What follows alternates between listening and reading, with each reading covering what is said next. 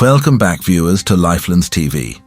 Today we're diving into a case that has everyone on edge, a story filled with mystery, shocking revelations, and a pursuit of justice that might finally shed light on a brutal murder. So, lean in and stay with us, because what we have here is more than just a report. It's a story that keeps twisting.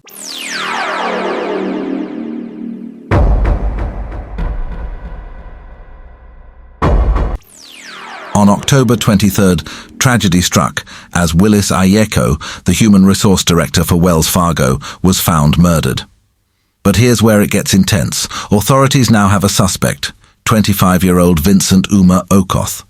Okoth, presented in court in Siaya on Wednesday, is no stranger to criminal accusations. This is not his first time being in the hot seat. Let's backtrack for a moment. Okoth was previously charged with robbery with violence in May, following a reported incident in Ngia Market. It was a serious charge, one that could have had him locked away. But here's the twist. The case was dropped. Why? Witnesses, allegedly threatened, refused to testify. This means he walked free. But now, things have come full circle. Okoth is facing the law once again, this time with more at stake. The court session was intense. Magistrate Jacob Makala allowed police to detain Okoth for 21 days at the railway police station in Kisumu County. But why such a long detention? According to State Counsel Evan Soiter, who passionately argued for Okoth's detention, this time they want to be thorough. The police are diving deep into every corner of this investigation, determined not to leave any stone unturned. And here's where it gets even more intriguing. Magistrate Makala has ordered a mental assessment for Okoth.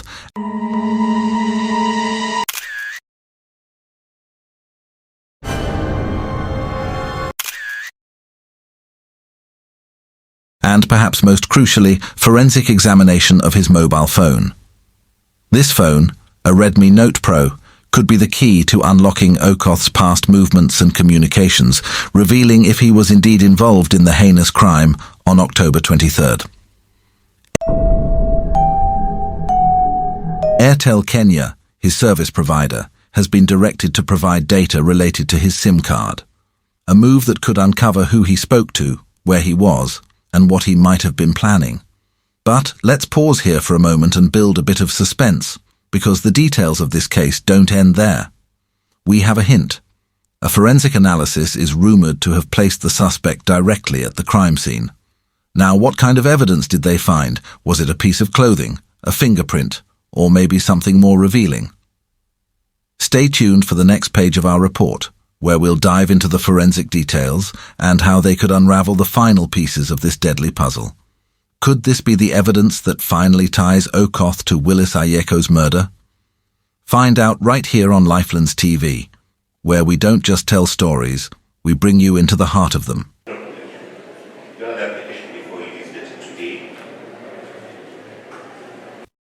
Alright viewers, welcome back to Lifelines TV. If you thought the first page of this story was intense, just wait until you hear what's on page 2.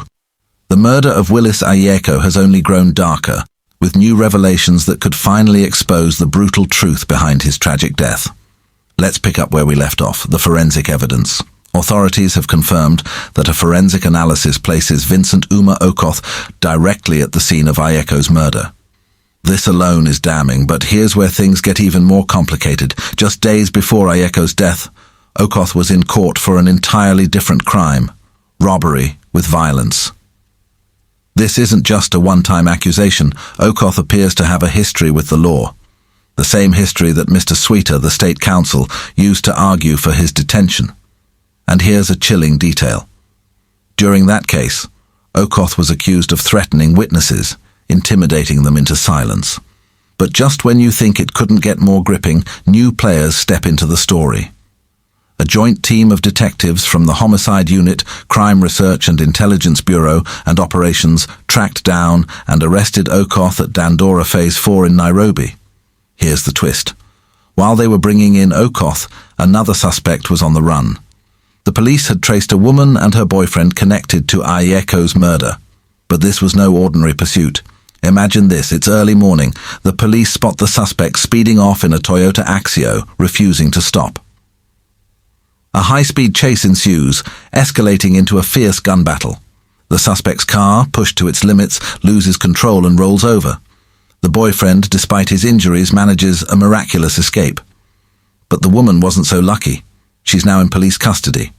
And here's what's even more spine-chilling. When the police recovered the firearm that was stolen from Ayieko on the day of his murder, it was completely emptied of its original 14 rounds of ammunition. Whoever held that gun didn't plan to leave any loose ends. The Directorate of Criminal Investigations, led by Mohammed Amin, has confirmed that 2 suspects are now in custody. But here's the suspense. They're still on the hunt, with police hot on the trail of others involved. Our sources say this woman has key information, potentially the very details needed to crack this case wide open. So where does this leave us? 2 suspects are under intense questioning, 1 suspect is injured and on the run, and police are working tirelessly to find every missing piece in this dark puzzle. Is this the final chapter in the mystery of Willis Ayeko's murder? Or are there deeper layers yet to be uncovered? Stick with us here on Lifelines TV, because as always, we'll be bringing you every twist, every turn, and every shocking development. Ladies and gentlemen, what's happening here should disturb us all to the core. The brutal murder of Willis Ayieko is a chilling reminder of the violence that's all too present in our society. He was a respected professional, a human resource director with Wells Fargo, someone committed to doing good in his field and in his community. Yet his life was stolen, ripped away in an act of senseless violence that has left a hole not only in the lives of his family and loved ones, but in our community at large. And it doesn't end there. Just as we're struggling to make sense of this tragic murder, we're hit with the devastating news of the Eastleigh triple murder, a shocking crime that has left a mother and her 2 children dead, sparking heartbreak and anger across the nation. These weren't just names on a list or faces in a crowd. They were a family. They had dreams, hopes, and futures that were brutally erased in a moment of unspeakable violence. These crimes cannot become the new normal. We cannot live in a world where our communities are torn apart by violence, where families are destroyed, and where justice is delayed or denied. Let us call for accountability, for swift and thorough investigations, for a justice system that works not just for the powerful but for every single citizen. Because until these crimes are addressed, until justice is served, we cannot find peace. To everyone listening today, let's not just move on from these tragedies. Let's demand better from our society, from our leaders, and from ourselves. May justice be done, and may these lives lost never be forgotten. Thank you for tuning in to Lifelines TV. This is just the beginning of an unfolding story, and we'll be following every lead and uncovering every truth behind the murder of Willis Ayieko. Stay with us as we continue to dig deeper into the evidence, the suspects, and the secrets they may hold. If you're as intrigued as we are, make sure to subscribe, hit the notification bell, and join us for the next update. Because here at Lifelines TV, we don't just report the news, we bring you the heart of the story. Until next time, stay informed, stay curious, and stay tuned.